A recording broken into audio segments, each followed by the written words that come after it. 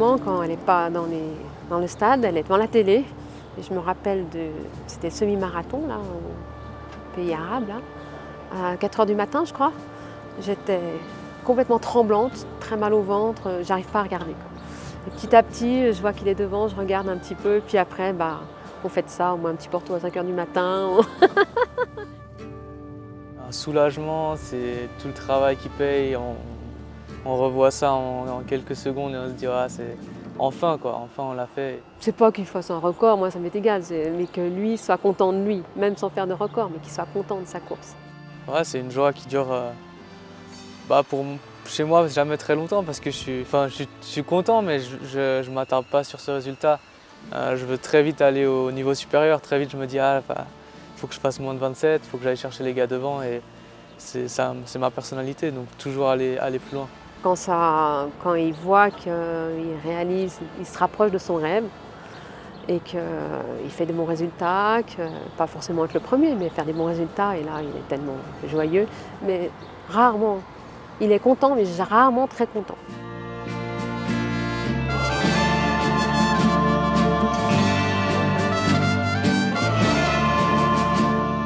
Le paysage, ça fait partie de Saint-Moritz, c'est toujours cool. Moi j'adore être ici plutôt qu'à Genève. Je l'ai toujours dit, les villes, c'est pas trop mon truc. Donc ici avec la nature, la forêt, ouais, les lacs et tout ça, c'est ce qu'il me faut pour m'entraîner dans de bonnes conditions et me sentir à l'aise. Voilà, Eaton, Saint-Moritz, de temps en temps il est à Genève, mais très rarement. Il ne se sent pas bien à Genève parce qu'il ne peut pas s'entraîner comme il faut, c'est la ville, il y a tout le monde qui vient lui mettre le grappin dessus, il est stressé pour tout, quoi. Il y avait mon père aussi il y a quelques semaines. Ils aiment bien venir aussi me rendre visite quand ils peuvent parce que je ne suis pas souvent à Genève. Et Saint-Moritz, c'est pas si loin, c'est un peu moins loin qu'Itten en tout cas. Donc c'est toujours une bonne occasion de les voir. On mange ensemble, on se voit, on va se faire des petites balades à Itten. Il prend le temps vraiment de venir se promener, on va voir le parc aux girafes, on va voir des choses. Il est vraiment, vraiment chouette. Ils aiment bien venir voir les entraînements s'ils peuvent. Après c'est compliqué. Si je fais pas de la piste, c'est compliqué à suivre ou à vélo. Mon père il était venu quelques fois à vélo. Et sinon ouais, on essaie de se voir le maximum pour les repas et peut-être aller faire un petit tour en haut des montagnes si j'ai une après-midi de pause.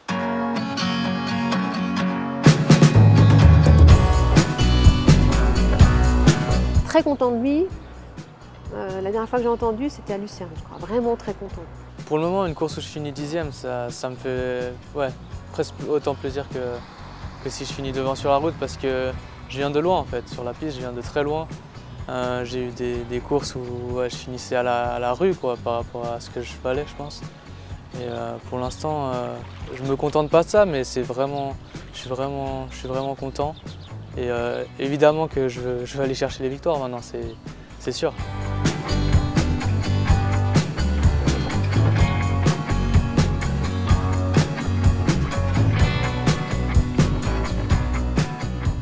La grosse différence par rapport à l'année passée, c'est la confiance. À un moment, je me suis dit, bon, j'en ai marre de faire des saisons pourries sur la piste. Après, j'ai eu un hiver juste parfait, quoi. Enfin, un hiver super avec des records sur records. Et ça m'a mis tellement en confiance que je me suis dit sur la route, quand j'arrive sur la piste, maintenant il n'y a plus d'excuses, j'y vais et je prends la même chose, la même confiance que j'ai sur la route et j'y vais, je ne me pose pas de questions et je pense que c'est ça qui a changé. Je cours principalement pour moi-même, pour me prouver à moi-même ce que je peux faire, mais après c'est sûr que ça ajoute un petit plus quand je vois qu'il y a des gens qui n'ont pas arrêté de critiquer depuis que je fais de la piste et que ça ne marche pas et que voilà, je peux leur prouver qu'ils avaient tort et j'espère leur prouver encore beaucoup plus ces prochains mois, ces prochaines saisons.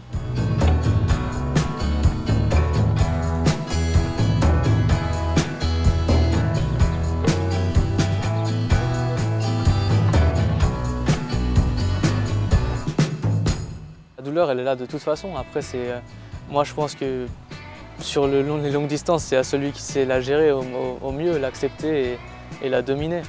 Parce qu'à un moment, quand il te reste 10 kills d'un semi et que tu es déjà à moitié cuit, Tu peux toujours continuer, je pense que ton corps il est capable, mais il faut que ta tête dise à ton corps, ah là, vas-y, c'est pas grave, n'aie pas peur et continue.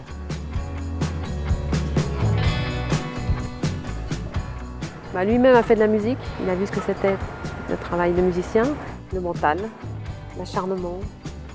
La musique c'est comme ça, hein. Si on veut arriver, il faut travailler, il faut avoir le mental, il faut faire des concours. Donc je pense que Julien a hérité un peu de ça. Il jouait très très bien.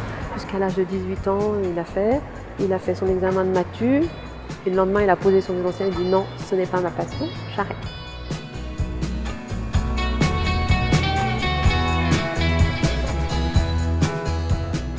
C'est vrai que l'athlétisme, tout dépend du corps, du bien-être, de la façon dont il mange, de la façon dont il s'entraîne, la récupération, tout ça c'est très très important.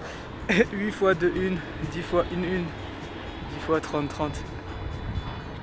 Total 57 minutes 30 à 3,07.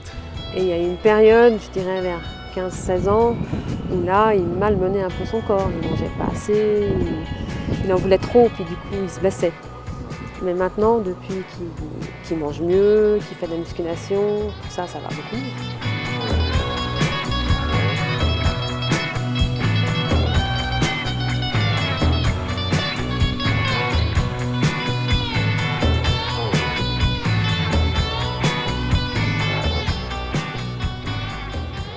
Ouais, c'est vrai que tout le monde me demande des photos avec lui, c'est vrai.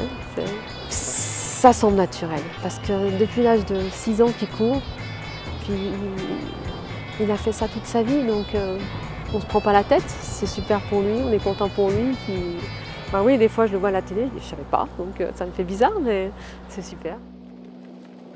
Une fois il m'a fait une réflexion, il m'a dit « Maman, il faut que j'apprenne bien l'anglais, parce que plus tard, quand je serai interviewée, il faudra que je parle anglais. » Donc moi j'ai un petit peu ri sur le moment, puis je me rends compte, voilà, ça se réalise.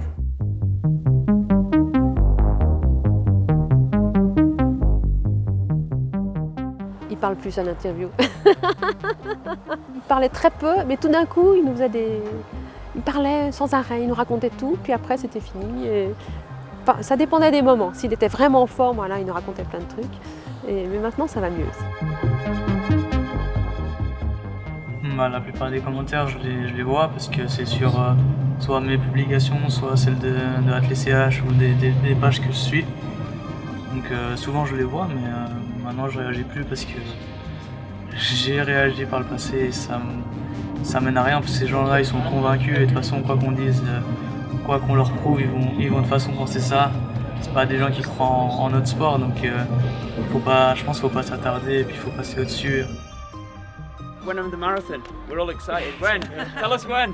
I let Elliot to go on the 2 and then I will try to break his To break his record. Yeah. I like it. It's good. Participer au Ineos Project, c'est de nouveau une super opportunité pour moi de faire partie de l'histoire un petit peu. Je pense que ce sera de nouveau quelque chose qu'il faudra prendre comme bagage pour la suite de ma carrière. Le marathon, c'est dans mes plans, comme toujours. Et pourquoi pas, moi, un jour, passer sous les 2 heures. En tout cas, Kipchoge, c'est une belle inspiration et je pense que tout le monde peut que s'en inspirer. On ne peut pas changer ce que font les autres. Par contre, on peut vachement changer ce qu'on peut faire soi-même. Donc ça, moi, je vais me donner à fond jusqu'à Doha à l'entraînement et je vais arriver le plus près possible.